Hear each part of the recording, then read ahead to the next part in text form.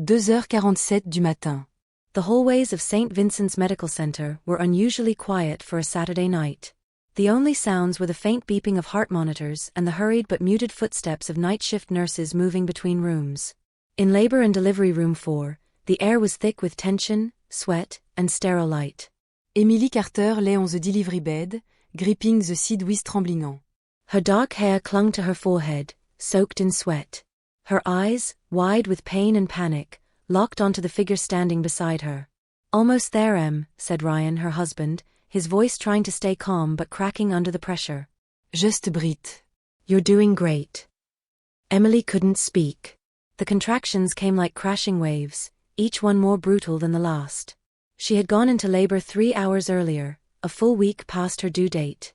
She had tried to be patient, tried to let nature take its course. But something had felt off for days.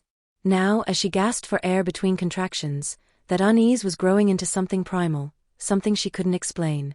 Dr. Adam Reynolds, the obstetrician on call, stood near the foot of the bed, eyes narrowed at the fetal monitor. The baby's heart rate was steady, no signs of distress, but his gut told him something was wrong. Something he couldn't name. Ici the head, a nurse called out. "Okay, Emily, doctor," Reynolds said, voice loud now, firme. "One more big push. "You can do this." Emily clenched her jaw and bore down with everything she had. The pain tore through her body like lightning, and for a second, the world blurred. Then, a sound. Sharp. Piercing. The baby's cry shattered the stillness of the room. But instead of celebration, there was silence. No one moved. No one cheered. Emily opened her eyes, expecting to see relief, smiles, maybe tears of joy. Instead, the faces around her were frozen. The nurse who had caught the baby had taken a step back. Another nurse dropped a clamp with a clatter. Dr. Reynolds didn't speak. Why? Emily's voice was hoarse. Why isn't anyone saying anything? She looked at Ryan. His face had gone pale. He wasn't looking at her. He was staring at something at the end of the bed, his mouth slightly open. "Ryan." Emily's voice cracked. "What is it?" "Is the baby okay?" "Sti, non sir." Then Dr. Reynolds stepped forward slowly. He motioned to a nurse. "Take the baby to the observation room." Gently. "No," Emily said, trying to sit up despite the pain. "No. Let me see him. I want to see my baby." "You need to rest," Dr. Reynolds said, placing a hand on her shoulder. "Please." Emily shoved his hand away, her eyes wild. "I'm his mother. I have the right." Then she saw. Just a glimpse. But it was enough. The nurse cradled the newborn, wrapped loosely in a hospital towel. The child's tiny face peeked out, and was covered in thick black fur. Emily blinked. It wasn't the soft fuzz most newborns had. This was coarse, dense, almost animal-like. The fur covered his cheeks, his forehead, even his eyelids. His little arms and legs, barely visible, were also coated in hair. What is that?" Emily whispered. "Doctor." Reynolds exhaled, visibly shaken. "We're not sure. We're running tests." "Is he alive? Is he breathing?" Emily gasped. "Yes," the nurse said, barely above a whisper. "He's healthy. Just different." The baby whimpered. The nurse turned quickly and disappeared out the door. Emily collapsed back against the pillow, her breath ragged. "What do you mean, different? What's wrong with him?" Ryan finally spoke. "Emily. I don't know." "I don't understand what is happening." Dr. Reynolds hesitated, then finally said, "We've seen rare cases. Conditions like hypertrichosis, excessive hair growth due to genetic mutation. But this is something else." Emily's heart pounded in her chest. "Are you saying my baby is a freak?" "No one's saying that," Dr. Reynolds said quickly. "But we need time to examine him. We need to know what we're dealing with." "I want to see him," she said. "Right now." "It's not safe." "I don't care," she snapped. "He's my son." Dr. Reynolds looked at Ryan, who looked away. Emily's eyes narrowed. "Why won't you look at me, Ryan?" "I'm just shocked," he said. "It's a lot, Em. I don't know what to think. Emily's voice trembled. He's our baby. I don't care what he looks like. The room fell into silence again. In the hallway outside, doctors whispered. Papers were passed. A nurse made a phone call. An email was sent to the hospital's research director. Something unprecedented had just happened, and no one was ready for it. But inside room 4, only one thing mattered to Emily, her child. She didn't understand what was going on. She didn't know what caused it. But she knew that nothing, absolutely nothing, could sever the bond she felt in her chest, deep and immovable. She didn't need a diagnosis. She needed her son. The hospital room was quiet, save for the rhythmic hum of the 4-pump and the occasional murmur from nurses outside the door. Emily sat upright in her bed, one hand gripping the thin blanket draped over her legs, the other absent-mindedly resting on her abdomen, where hours ago her baby had been. It had been almost 6 hours since the delivery. 6 hours since she heard her son's first cry, then saw the fear in the eyes of the medical staff. 6 hours of unanswered questions and vague reassurances. No one had brought her baby back. No one had explained what was happening. The door opened. Ryan stepped in, holding 2 paper cups of coffee. He handed her one without meeting her eyes. I didn't ask for coffee, she said. I thought you might need something warm, he replied, his voice low. She didn't take it. Have you seen him? She asked. Ryan hesitated. They let me see him for a minute. Through the observation glass. And he sat down in the chair next to her bed. He's sleeping. Breathing fine. Just, still covered in hair. Emily's throat tightened. Hair. That's all people can talk about. No one's saying if he's sick. Or in pain. Or if he even has a name yet. Ryan looked up, startled. Of course he has a name. He's our son. Then say it, she whispered. He paused. Ethan. She nodded slowly, tears filling her eyes. Ethan. That's what we said if it was a boy. Ryan leaned forward, elbows on his knees. Emily, the doctors are doing their best. They're bringing in a geneticist. They just need time to figure out what's going on.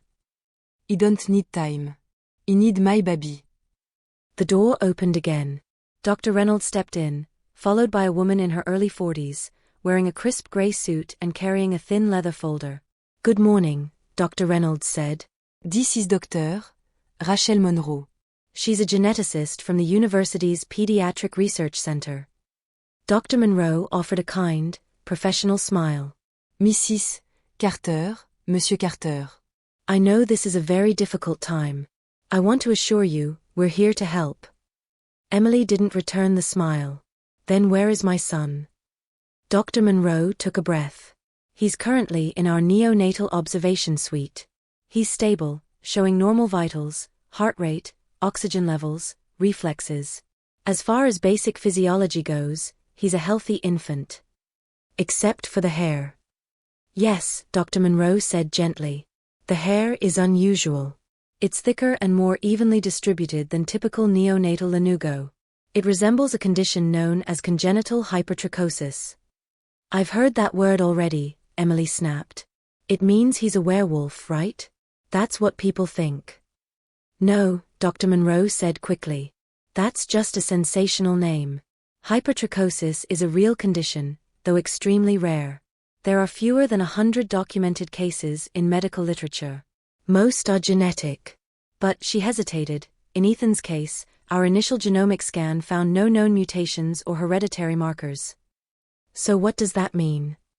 Ryan asked. It means we don't know yet, Dr. Monroe admitted.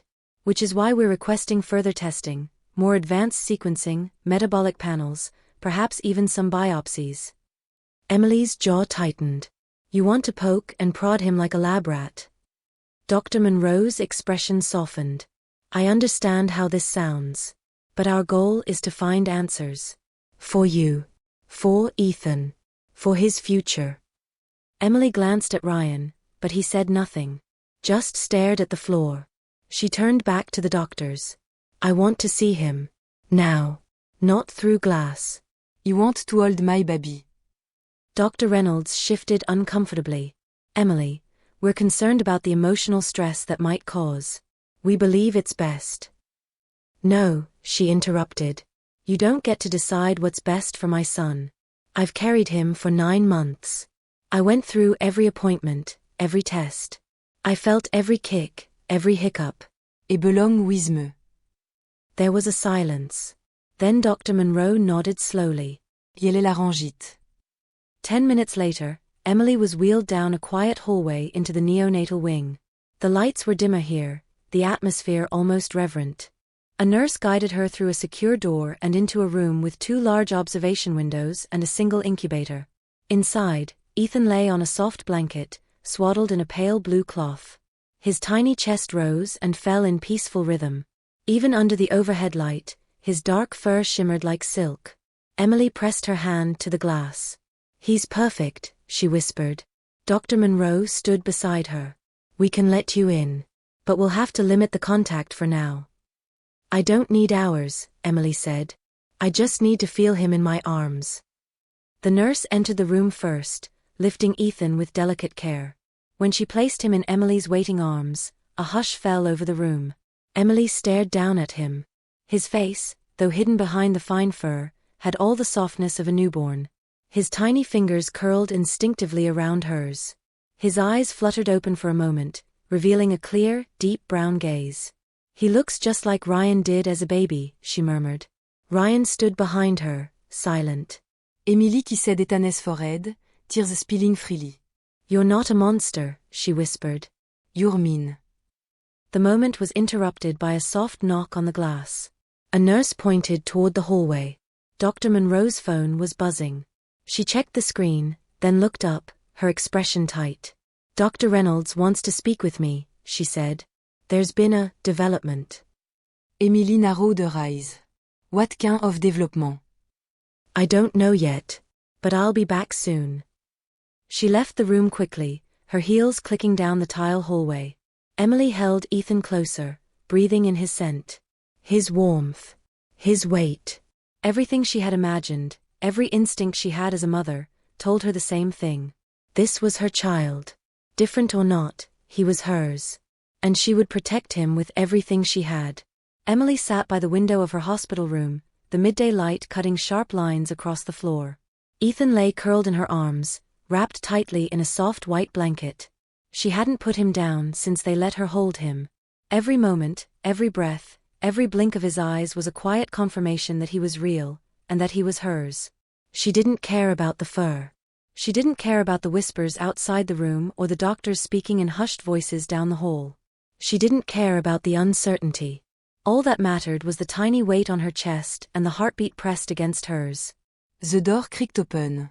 Ryan stepped in, his face tight, his eyes red from lack of sleep or from something else, something he hadn't said yet. We need to talk, he said, closing the door behind him. Emily didn't move. Then talk. Ryan walked to the foot of the bed, rubbing the back of his neck. I've been thinking. About everything. About what comes next. She looked up at him, silent. They're saying there's a research institute in California, he continued. A place that specializes in rare congenital disorders. They might be able to help him. Help him? Emily echoed. With what? Ryan hesitated. With what verdicis? Maybe they can reduce the hair. Maybe they can figure out what caused it. Emily adjusted Ethan in her arms. He doesn't need to be fixed. Ryan's voice rose. You don't know that. What if this is just the beginning? What if there's more going on inside him that we can't see? What if it's worse? Emily stared at him. Or what if he's just different, and we're the ones who need to change?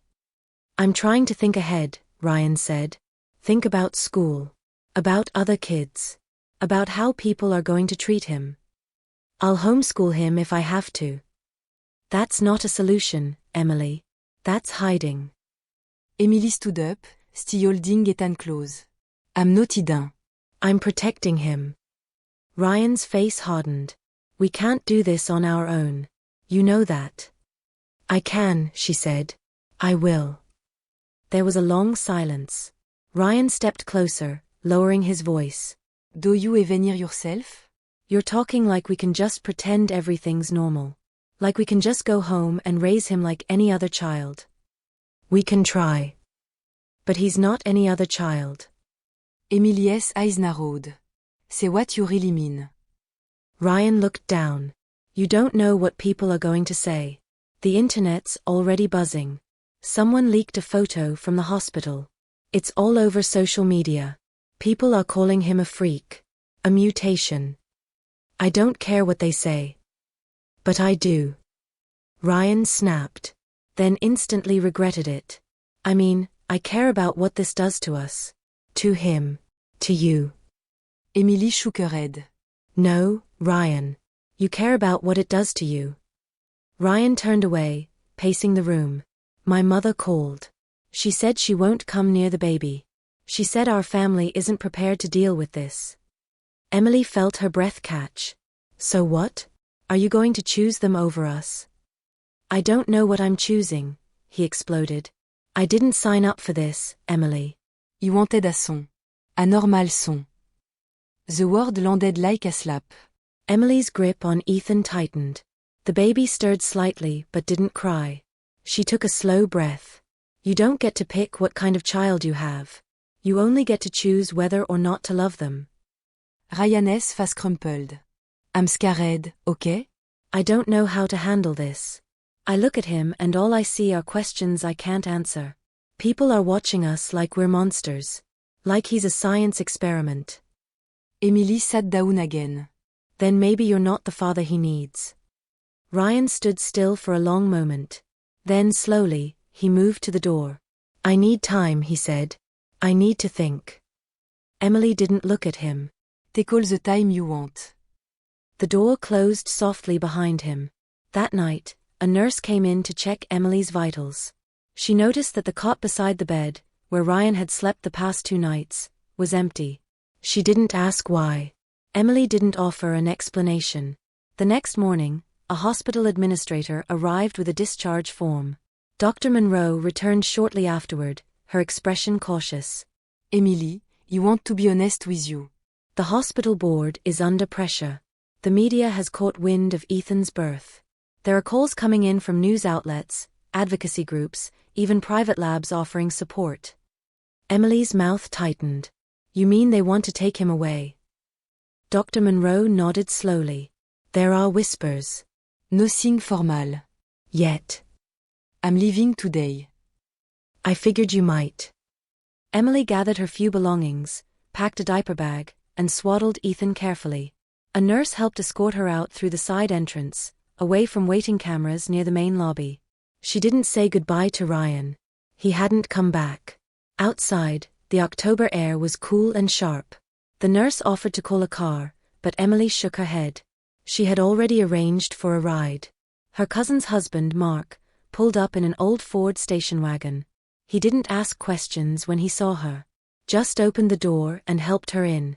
They drove for nearly 3 hours into the countryside, far away from the noise, the eyes, the fear. By sunset, they arrived at a small cabin nestled near the edge of a pine forest. It belonged to Mark's brother, currently overseas. No neighbor. No Wi-Fi. No one to ask questions. It wasn't home. But it was safety. Emily stood on the porch, holding Ethan close, looking out at the trees. The wind rustled the leaves gently, like a lullaby only the forest could hear. You're safe now, she whispered to him. I promise. Behind her, the cabin door creaked slightly in the wind. Inside, a new life was waiting. And she would build it, 1 breath, 1 hour, 1 heartbeat at a time. The cabin was small, 2 rooms and a kitchen no larger than a walk-in closet, but to Emily, it felt like a fortress. There were no reporters, no doctors, no glass walls. Just trees, wind, and silence. The first few nights were sleepless. Every creak of the floorboards sounded like footsteps. Every rustle outside felt like a camera lens finding its mark. But after a week, she began to breathe again. She had always imagined becoming a mother would be a joyful, chaotic experience, nights of no sleep, endless feedings, soft lullabies, and moments of wonder. Some of that was true. Ethan woke often, cried loudly, and needed to be held constantly. But there were no visitors bringing balloons or casseroles. No pictures posted online. No welcome home sign. Only Emily, her son, and the quiet resolve of a woman with no other choice. Each day, she found small routines to anchor herself. She bathed Ethan in a plastic tub on the kitchen counter. She made oatmeal for herself and bottle-fed him while standing by the window. She sang to him in the evenings, lullabies her mother used to hum. Her phone remained off, stuffed deep in the kitchen drawer. Whatever the world was saying out there, it couldn't reach them here. After a week, Emily opened her laptop. The screen came to life, slow from disuse. The signal was weak, tethered from an old wireless hotspot Mark had left behind. She navigated to the freelance translation website where she used to take jobs. Her inbox was full, mostly junk, a few spammed ads, and one unread message from a client in Boston asking if she was available for a rush job. She opened it. Then she opened her bank account. She had less than $700 left. Emily responded to the message, accepting the assignment. Within a few days, she was working again, translating documents while Ethan slept beside her in a makeshift crib made from a dresser drawer and folded towels. The work was simple, rhythmic, and helped keep her mind focused. But the cabin was not beyond reach forever. One morning, as she stepped outside with Ethan wrapped in a sling across her chest, she noticed something on the porch railing. A newspaper. No note. No delivery wrapper. Just a folded copy of a national tabloid. She picked it up slowly. Her hands trembled as she unfolded it. There, splashed across the front page, was a grainy photo of a newborn, his face partially obscured, but unmistakable. The headline read, "Werewolf baby born in Midwest hospital, medical miracle or myth?" Emily's stomach turned. She didn't know who had taken the photo. Perhaps a nurse. Perhaps someone with access to hospital records. But the image had leaked, and now the world was watching. She flipped through the pages. Inside were speculations from experts, comments from online forums, and even wild claims from conspiracy theorists linking Ethan's birth to ancient folklore. A section claimed a government agency had already contacted the hospital to request custody. She crumpled the newspaper and threw it into the wood stove. That night, she double-checked every window lock. Every door. She held Ethan tighter as he slept, his soft breaths warm against her skin. Days passed. Then weeks. She took on more work, carefully limiting her online exposure. She used a pseudonym and never gave out her location. The only contact she maintained was with Mark, who delivered groceries once a week and never asked questions. By the second month, something changed. Ethan's fur, once thick and dark across his face and body, began to thin. At first, Emily thought it was a trick of the light. But by the end of the week, she could see patches of smooth, pale skin emerging beneath the strands. His cheeks grew softer. His eyelids less shadowed. The fur along his arms and legs began to fall away like the autumn leaves drifting outside their window. She didn't tell anyone. Not yet. Instead, she watched quietly as her son transformed in small, beautiful ways. By the time he was 3 months old, the hair had diminished enough that, under clothes and a cap, he looked no different from any other infant. But Emily knew better than to believe the world would let it go. Because even as Ethan's body changed, the whispers outside the cabin walls were growing louder. One afternoon, Mark brought a box of supplies and a quiet warning. "You need to be careful," he said, standing on the porch with his hands shoved into his jacket pockets. Emily frowned. "What happened?" "I heard from someone at the hospital. A research institute has filed a formal request to contact you. They want permission to collect samples. Blood. Tissue. Photographs. They're calling it a non-invasive longitudinal study." Emily's jaw clenched. "They don't even know where I am." "They don't. But they're looking." Emily nodded slowly, then turned back toward the door. That night, she wrapped Ethan in a quilt and sat with him beside the fire. He babbled now, soft gurgling sounds that made her heart ache with love. She held him close and whispered into his tiny ear. "They won't get to you. I promise." But promise med in whisper carry only so far. The next morning, she received an email from an address she didn't recognize. The subject line was simple: "We know he's special. Let us help you." Emily stared at the screen. There was no name. No organisation. Just a link. She didn't click it. She shut the laptop and pulled Ethan close. because in that moment, she knew something had changed. Ethan wasn't just different. He was becoming something the world had never seen before. And Emily Carter, alone in a cabin in the woods, was the only one standing between her child and a world that didn't know how to love what it didn't understand. It had been nearly 4 months since Emily left the hospital. 4 months of hiding, of sleepless nights and whispered promises. 4 months of watching Ethan change in ways no one could explain, not even the doctors who had tried. The fur that once covered his body was now nearly gone. What remained was soft, faint, a shadow of what it had been. His cheeks were smooth. His hands, once covered in dark tufts, now held only the lightest peach fuzz. To anyone who didn't know, he looked like any other infant. To Emily, he was still a miracle. She hadn't planned to take him out. Not yet. But winter was ending, and the first warm winds of spring had swept across the Oregon countryside. The snow had melted. The trees were budding. The world was waking up again. And Emily was tired of being afraid. She packed a diaper bag, bundled Ethan in a stroller, and walked the half-mile dirt path from the cabin to the edge of a nearby park. It wasn't large, just a clearing with a few picnic tables, a swing set, and a trail loop. It was early afternoon on a weekday. Quiet. Safe. At least, it felt that way. Ethan cooed and wriggled happily as the stroller bumped over the gravel. Emily smiled down at him, brushing a strand of hair from his forehead. You ready to meet the world, little man? She whispered. They reached the edge of the park and found an empty bench beneath a pine tree. Emily sat, took Ethan from the stroller, and held him on her lap. He looked around with wide, curious eyes, blinking at the sunlight filtering through the branches. It was the first time he had seen this much sky. They stayed like that for several minutes, just breathing in the air, listening to the breeze. A pair of squirrels chased each other up a tree nearby. A bird landed on a branche above them and chirped once, then flew away. It was the most peace Emily had felt since giving birth. Until she heard footsteps. She looked up. A young girl, maybe 4 or 5 years old, was walking toward them with the hesitant curiosity only children had.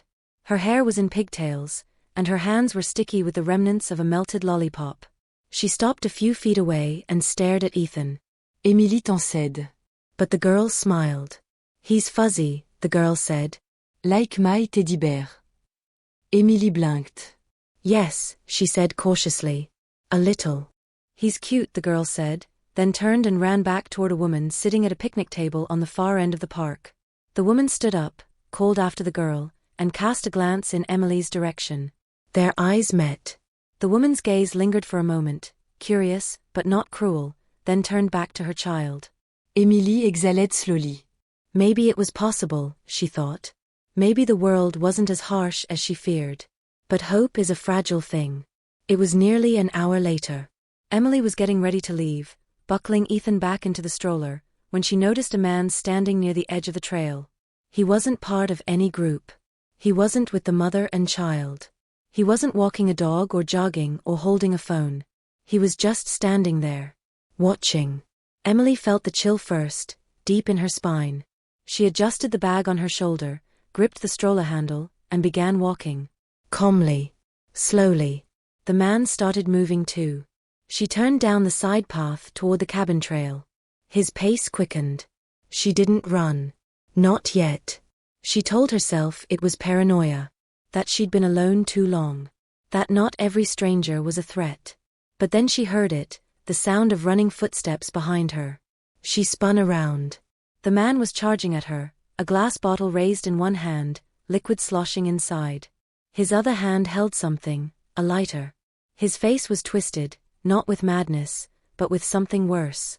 Conviction. Emily screamed and turned the stroller off the path, toward the trees. The man shouted something, words she couldn't make out, but she heard one clearly. Demon. She ran, heart pounding, her breath ragged. Behind her, there was a flash, a whoosh, and then a bottle crashed against a tree trunk, exploding in flame and smoke. He had thrown a Molotov cocktail. Emily pushed the stroller over rocks and roots, branches whipping at her face, her arms burning. Ethan was crying now, shrill and terrified. They didn't stop until they reached the cabin. She threw open the door, pulled the stroller inside, and locked it behind her. Her chest heaved. Her knees buckled. She held Ethan tight, rocking him back and forth, whispering his name over and over. An hour passed before she moved again. She checked Ethan for burns or bruises, terrified he had been hurt. But something was strange. His skin was untouched. Not even red. And where the last patches of fur had been, on his back and the backs of his arms, there was now a thin, darker layer, like fine scales or hardened down. Emily ran her fingers gently across it. It wasn't fur. It was something tougher. Something résistant. She didn't sleep that night. Instead, she watched Ethan as he slept, his chest rising and falling in a steady rhythm, his thumb tucked into his mouth. He looked peaceful. Innocent. But Emily knew. The man in the park wasn't crazy. He was afraid. Not of Ethan. But of what Ethan might become. 3 days after the attack, Emily received an envelope with no return address. It had been slipped beneath the cabin's front door in the early morning, likely while she and Ethan were still asleep. There were no tire tracks, no footprints, no sounds of an approaching car. Just the quiet weight of silence, and the envelope. Inside was a single sheet of paper. We can help you. We can help him. Docteur, Rachel Monroe. Northwest Institute of Human Genetics. Private entrance, Building C. March 15th, 10 a.m. No threats. No explanations. Just a time, a place, and a name she hadn't heard in weeks. Emily hadn't forgotten Docteur Monroe. In fact, she had replayed their brief interactions over and over in her mind during long nights of doubt. The woman had been the only one at the hospital who hadn't treated Ethan like a medical curiosity or a monster. She had spoken gently, listened more than she talked, and most of all, she had looked Emily in the eyes. Now she was reaching out again. Emily didn't want to go. But something in her gut, an instinct sharpened by fear and love, told her this wasn't just about science. This was about answers. And maybe, just maybe, protection. She left a note for Mark, packed a small bag, and drove Ethan through back roads and forest lanes until the trees gave way to low, gray office buildings and the sprawling parking lot of the Northwest Institute. She parked far from the main entrance, adjusted Ethan's blanket, and approached the side door marked Building C, staff only. It was ajar.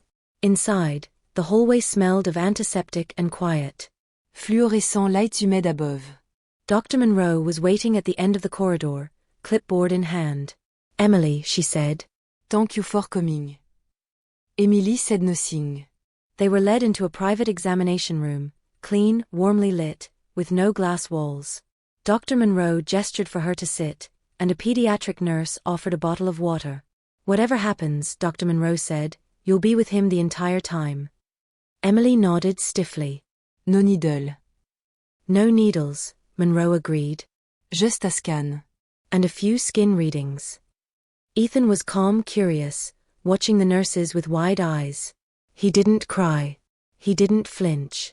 He just looked, quietly, intently, like he was trying to understand. The scan took 15 minutes. The reading, another 10. Then Dr. Monroe returned with a tablet in her hand and an expression Emily couldn't read. There's no good way to say this, she began. Your son is healthy. Every system is functioning perfectly. Heart, lungs, brain, all within normal ranges for a child his age. Emily's brow furrowed. But he's not entirely typical. Emily t'en said. Dr. Monroe turned the tablet around, showing a 3D model of Ethan's skeleton. This is a density scan of his skin and bone structure. You see this outer layer? Just beneath the dermis. Emily nodded. It's a cellular structure we don't recognize. It's not fat, muscle, or connective tissue. It appears to be something in between, like a biological mesh. It's soft most of the time, but under stress, heat, pressure, impact, it hardens. Emily remembered the burning bottle shattering against the tree. Ethan had been untouched. It protected him, she whispered. Yes, Monroe said. We believe his body adapts to external threats. Almost like a defensive reflex. Something beyond human evolution. Emily's heart pounded. So what is he? I don't know, Monroe admitted. He's still your son. Still a boy. Still developing like any infant. But he may be the first of something we've never seen before. À mutation, MEB. Or an accelerated adaptation. Either way, it's something new. Emily sat in stunned silence. What happens now? She asked. I'd like to continue observing him, Monroe said. No signes invasives. No tests without your approval. But if people find out about this, about him, there will be interest. Government, private labs, media. And not all of it will be ethical. Emily stood, holding Ethan close. I came here for answers. Not to put him in a cage. I understand, Monroe said quickly. But I'm not the one you need to worry about. What does that mean? Monroe hesitated. There's a petition. Filed by a medical board in collaboration with the hospital where Ethan was born. They're requesting a court order to place him under state medical custody for research purposes. It's not official yet, but if it passes, they'll come for him. Emily felt the air leave her lungs. She didn't speak. She didn't scream. She didn't cry. She walked out. That night, she called Mark.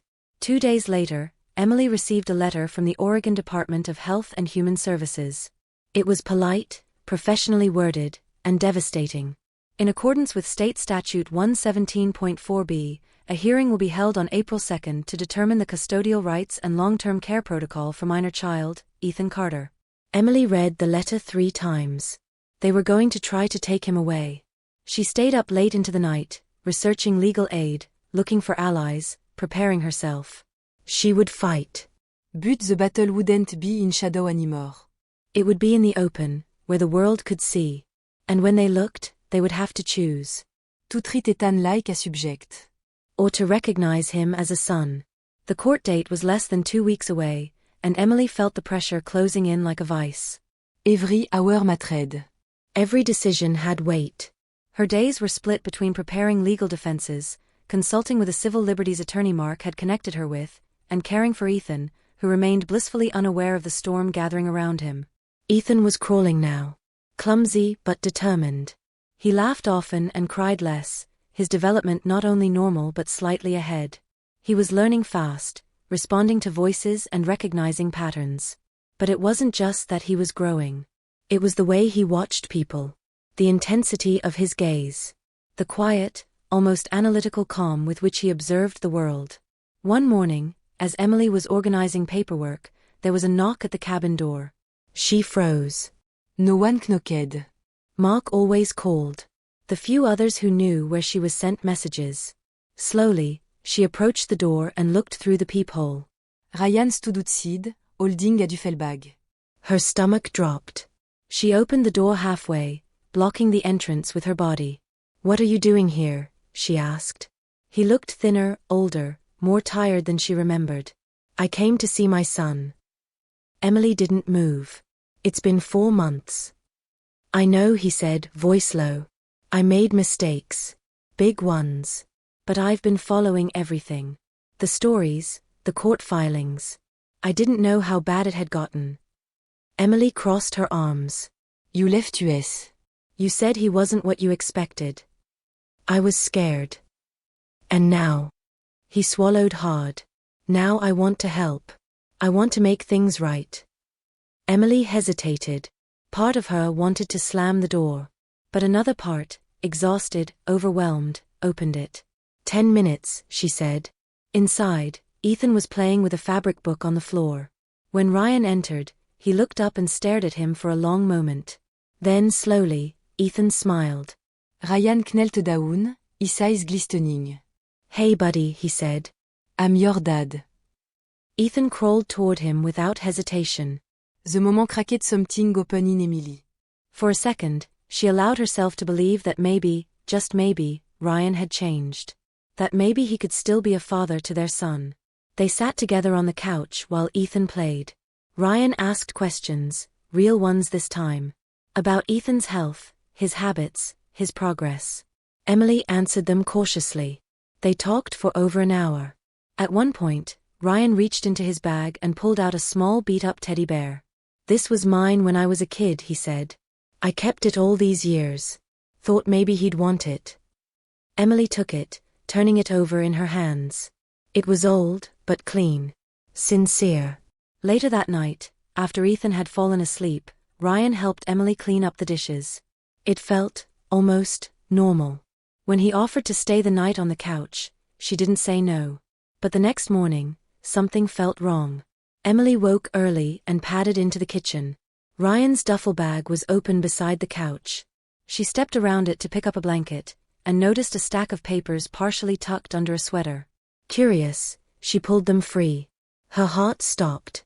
They were legal documents. Contracts. One was addressed to Northwest Gentech Biolabs. Another bore the signature of an executive at a private research firm in California. The third, a check stub. $52,000. Paid to Ryan Carter. For facilitating the secure transfer of a biological subject known as Case 11E. She felt the blood drain from her face. She grabbed the check stub, the contract, and stormed into the main room. Ryan was standing by the sink, sipping coffee. "What is this?" she demanded, slamming the papers onto the table. He turned, startled. Then his face fell. "Emily. You sold him," she whispered. "You came here to sell our son." It's not what you think. She shook her head, fury rising. "You sold him like a product. $50,000 to hand him over like he's property." "They can protect him," Ryan said, stepping forward. "They have resources. Security. Doctors." You're living in a shack in the woods. "Because I had to," she spat. "Because no one else would stand beside us." "They promised they'd treat him well," Ryan said. "He won't be hurt. He'll be studied, yes, but they said it's all ethical." "Ethical?" Emily's voice broke. "He's a baby, Ryan." Not a test subject. "I did this for all of us," he insisted. "They were going to come anyway. At least this way, we get something out of it." She stared at him, disgusted. "Get out," she said. "Emily. Now. Or I'll call the police." He looked like he might argue. Then he saw her face, the steel in her eyes. He picked up his bag and left without another word. She locked the door behind him, then turned and slid down to the floor. Ethan stirred in the bedroom, letting out a soft cry. She went to him, lifted him into her arms, and held him tight. "I won't let anyone take you," she whispered. "Not them. Not him. No one." Outside, the wind picked up, howling through the trees. Emily stood there, rocking her son, as the realization set in. She was no longer just hiding from the world. She was standing in its way. And the next time it came, it wouldn't knock. It would break the door down. The days following Ryan's betrayal passed in a fog. Emily stayed alert, checking the windows twice an hour, sleeping in short, broken stretches, always with Ethan pressed against her chest. The betrayal had wounded her more deeply than she wanted to admit, not because she still loved him, but because she had hoped, even just a little, that he might have chosen differently. Instead, he had sold their son's future for a quick solution and a check. Mark came by 2 days later. He didn't ask questions, but Emily could tell by the tightness in his jaw and the way he scanned the tree line around the cabin that he already knew. She didn't speak about it. She didn't need to. The court hearing was drawing near, and despite her efforts, the state's petition was gaining traction. Media coverage had intensified, with major outlets airing debates about medical ethics, parental rights, and the boundary between science and exploitation. Ethan's photo, blurred and altered, but still recognizable to anyone who had seen the leaked hospital images, circulated in online forums. Some commentators called him a miracle. Others used harsher words. Emily had grown used to the noise. But when she received a knock at the door one rainy evening and opened it to see Margaret Carter, Ryan's mother, standing on her porch, she froze. The older woman stood in a long beige coat, holding a small umbrella. Her gray hair was pulled back tightly, her lips pressed into a thin line. "May I come in?" she asked. Emily didn't answer for a moment. Then she stepped aside. Inside, Margaret looked around the humble cabin.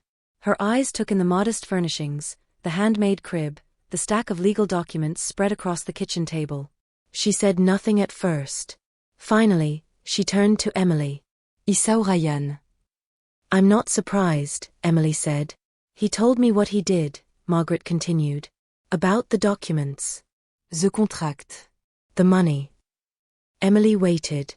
Margaret lowered her umbrella, her voice softening. I'm not here to defend him. I told him to come clean. I told him to walk away. Emily raised an eyebrow. You told him that? You're the one who wouldn't even look at your grandson. Margaret looked down. I was afraid. I've lived a long life believing that strength comes from control, from order.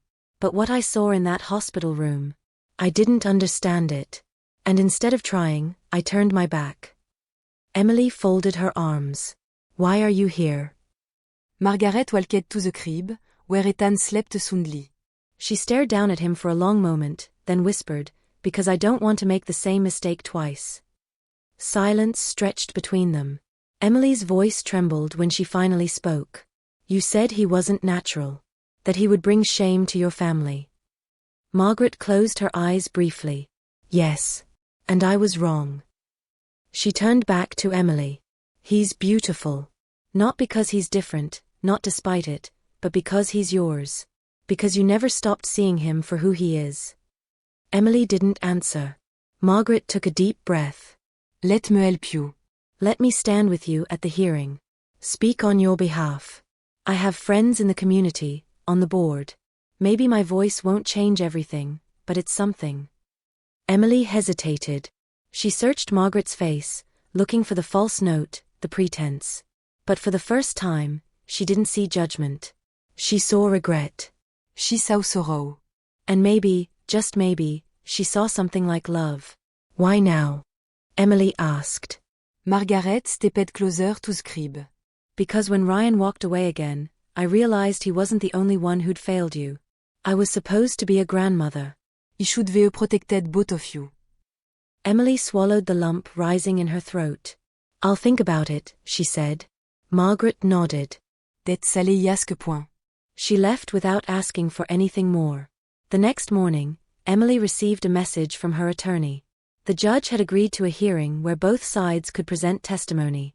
It would be a public session, journalists, cameras, the whole thing. The idea of standing in front of a crowd, having her child's fate debated like a product on trial, made Emily sick. But she also knew she had no other option. On the morning of April 2nd, Emily dressed Ethan in his softest clothes and drove to the courthouse in a borrowed car. Mark met her at the entrance, flanked by her lawyer and 2 volunteers from a parental rights organization. Margaret was already there, dressed in a simple navy dress, standing quietly off to the side. The courtroom was packed. Members of the press occupied one bench. Medical representatives from the state sat across the aisle. A small group of strangers held signs outside the building: protect parental rights, stop scientific exploitation, and let Ethan be a child. When the judge entered, the room fell silent. The petition was read aloud. The argument from the state was clear: Ethan represented a rare biological phenomenon that required close study. The public interest, they claimed, outweighed private fear. They emphasized safety, the advancement of medicine, and the potential to understand the next stage of human development. Then Emily took the stand. She spoke plainly, without notes. My son is not a specimen, she said. He is not a miracle for your headlines.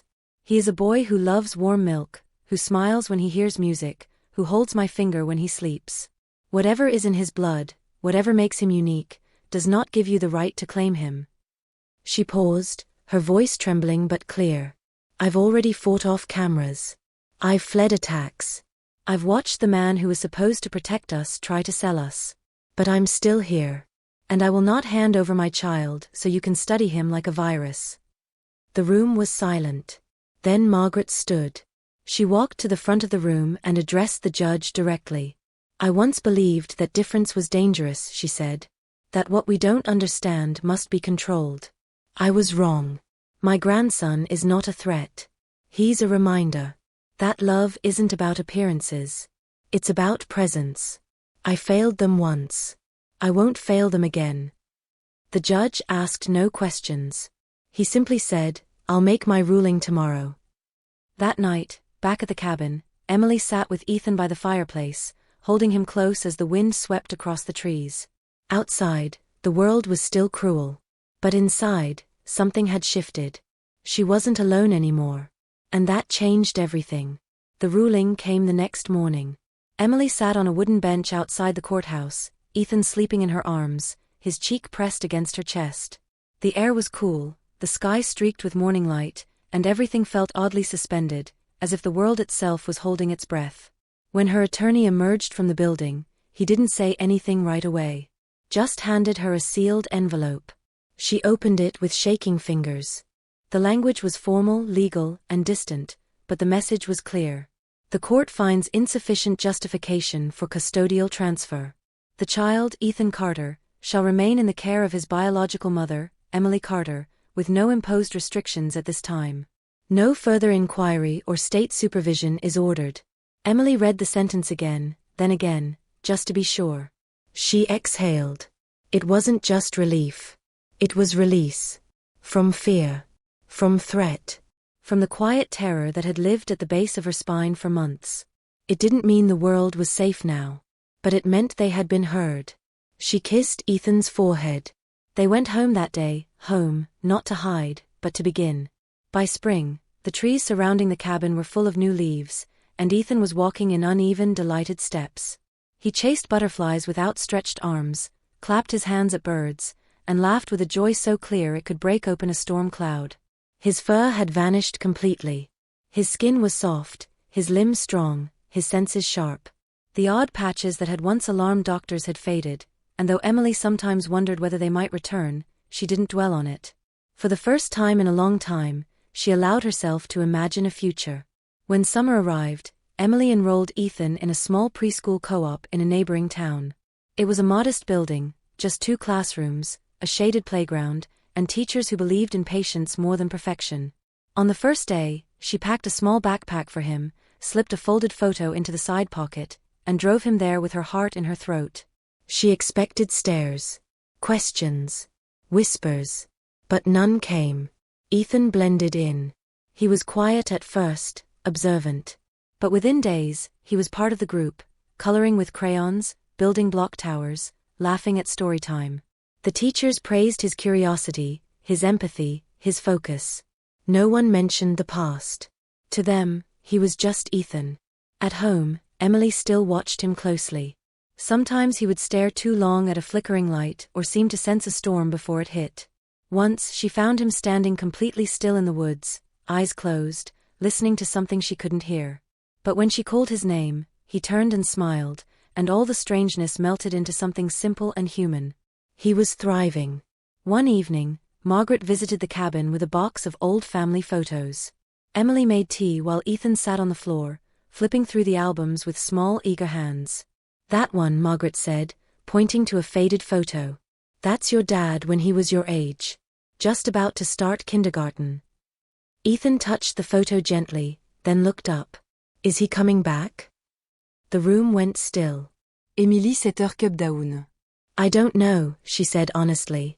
Margaret reached out and placed her hand over Ethan's.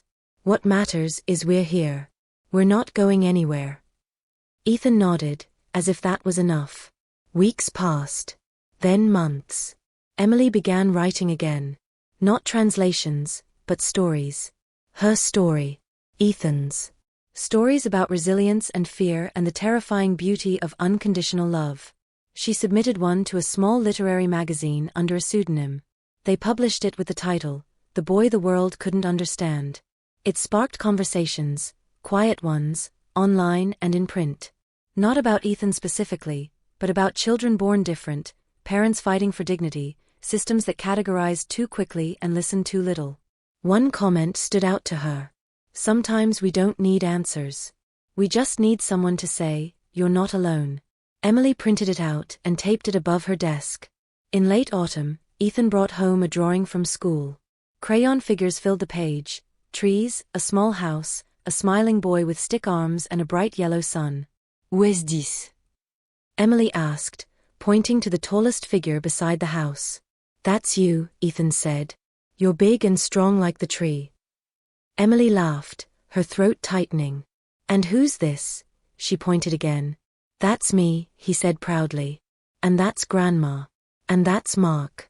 We all together. Emily hung the drawing on the fridge. For Thanksgiving, Mark brought a roasted turkey and Margaret brought a pie. They ate around the same small table that had once held legal documents and sleepless nights. There was no toast, no speeches, just the warmth of a quiet family rediscovering itself. That night, Emily watched Ethan sleep beneath a heavy quilt. His breathing was even, his face peaceful. She sat beside him for a long time, listening to the wind in the trees and the silence of a house that finally felt like home.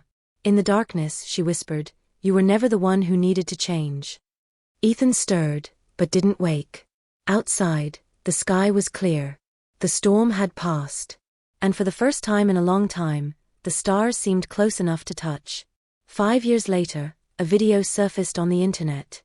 The footage was grainy, taken on a handheld device and posted anonymously to a forum dedicated to unexplained phenomena. It was barely 2 minutes long, but it spread like wildfire within hours, leaping from obscure threads to mainstream platforms and finally to the nightly news. In the video, a boy, no older than 6, was seen running through a dense forest of redwoods in the Pacific Northwest. He moved with startling speed and agility, ducking beneath branches, leaping over rocks with grace far beyond his size. His laughter echoed faintly through the trees, high and unburdened. But what captivated the internet wasn't just the boy's speed. It was the way his eyes glowed in the low light, amber luminous, catching sunlight like a cat's. It was the stillness in the way he paused before a clearing, tilting his head as if hearing something far away. And then, just before the video ended, he turned toward the camera, just a flicker, a glimpse, and smiled. Then he was gone. Theories exploded within hours. Some claimed it was CGI. Others argued the boy was part of a secret government experiment. A few linked the footage to long-standing urban legends of forest children with extraordinary abilities. But buried beneath the noise were those who remembered another story, older now, nearly forgotten. The werewolf baby of Oregon. The child once covered in fur. The one who vanished with his mother after a court battle that sparked national debate. No one had heard anything since. There had been no confirmed sightings. No interview. No trace. Until now. And yet, there was no confirmation. No one stepped forward. No name was given. The video was never claimed. For most, it remained an internet curiosity. But in a quiet town, far from the cities and the cameras, in a modest wooden house tucked at the edge of a forest, a woman named Emily watched the video in silence. She didn't flinch. She didn't panic. She simply closed her laptop and walked outside, where the last light of evening stretched long across the grass. In the distance, a young boy was climbing a tree with impossible ease, barefoot and laughing as he balanced on a thick branch 20 feet above the ground. His eyes caught hers from across the yard. He smiled and waved. Emily waved back. "Dinner in 10, she called. "Okay, Mom," he replied, before leaping to the ground in one smooth motion. Ethan had changed in ways science still couldn't explain. His body had grown lean and fast, his senses unusually sharp. He could hear animals before they approached, could see in the dusk more clearly than most could in daylight. When he ran, it was with the speed and silence of something more than human. But he was also still a child. He loved peanut butter sandwiches and comic books. He hated math worksheets and brushing his teeth. He laughed at silly jokes and cried when his knees got scraped. He built forts in the woods and gave names to the trees. He was her son. And that, to Emily, was all that ever mattered. At school, he kept to himself, not out of fear, but out of instinct. Children liked him, but sensed he was different. Not dangereux, juste odeur. He never got into fights. He never raised his voice. But once, when a bully shoved a smaller boy against a locker, Ethan stepped forward, looked the bully in the eye, and said one word. "Stop." The boy never betrayed Anion again. Emily never told Ethan everything. Not yet. She didn't show him the old news articles, or the court records, or the online forums.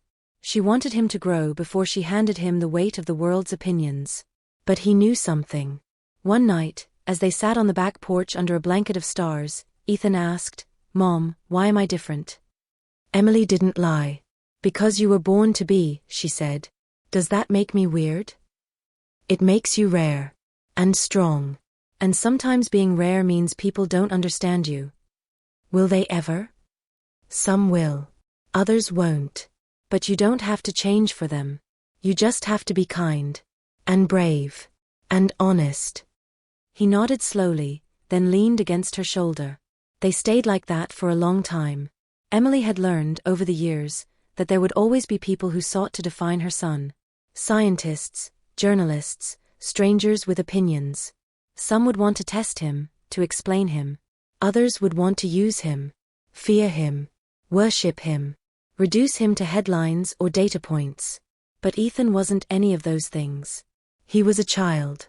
A mystery. A miracle. A boy with a futur sti unreiten. And as the stars glimmered overhead and the wind rustled the trees, Emily knew that she didn't need the world's understanding. She didn't need permission or approval. She just needed one thing. To love him, every day, exactly as he was. The video would fade, as viral moments do. New stories would take its place. Theories would come and go. But in one corner of the world, a boy would grow, wild and wise and kind, and a mother would keep watch, her love as steady as the mountains. And maybe one day when the world was ready, Ethan would step forward. Not as a legend. Not as an anomaly. But as a reminder. That what makes us different is what makes us beautiful. And that love, real love, asks no one to change in order to belong.